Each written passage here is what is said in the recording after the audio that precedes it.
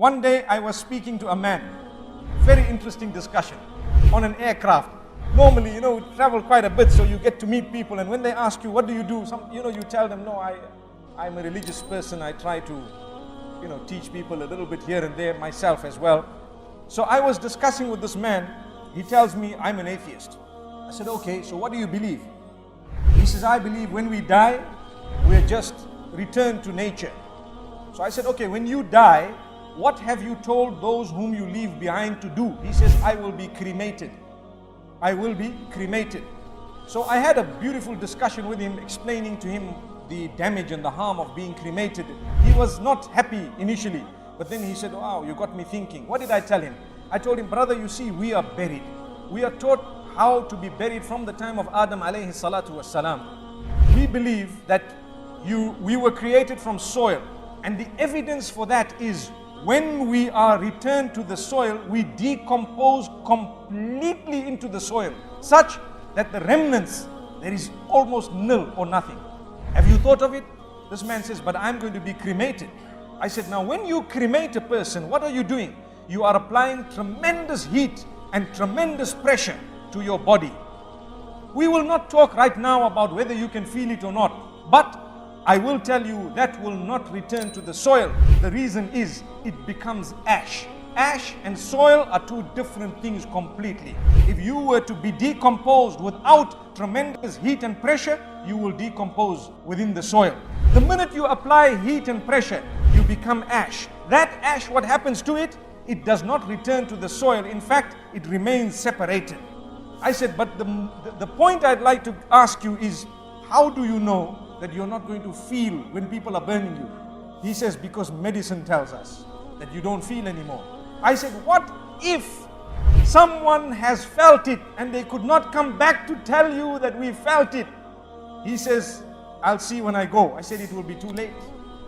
No answer. I'll see when I go. It's too late, because people are saying, okay, you're going to burn me. And I start saying, but you want the punishment already whilst you're still leaving the world, not even got to the life after, the hereafter, so to speak, in the proper sense.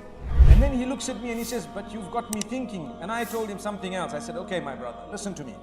Let's say, for example, what you are saying and what I am saying. Put it to the litmus test. If what you are saying is true, then when we die, we will just be decomposed and that's it, everything is over. What is the possibility and probability of what I am saying to be true? Is there any probability? He says, no chance. I said, okay, when I die, if I was a good man who worshipped whoever made me, I call him Allah. I call him Allah, Allah the worshipped one. And I say he is one, alone. No worship to be rendered to anyone besides Al-Khaliq, besides the one who made me. I put my head on the ground for him. I render an act of worship for him. Whatever I do is for him. So if I were to worship my maker and say, oh you who made me, have mercy on me. Oh you whom I am going to return to when I die, have mercy on me. So that is my statement on one hand, and on your side, you do whatever you want and you're not prepared and whatever. When we die, if what you said was right, I did not lose anything, because I would have just died and decomposed. This is just a statement to make people think. If what you said was right, I did not lose anything because I decomposed.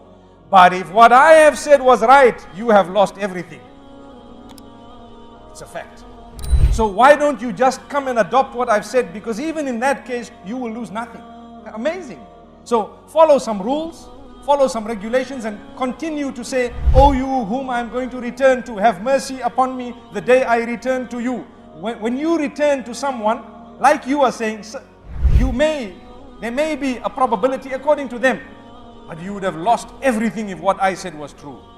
He said, well, I'm going to think about it and think about it seriously. He says, you're the first person who's made me shaky in what I believe. I said, you know what? That means you have not spoken to enough people, because even a child will tell you that there is a maker.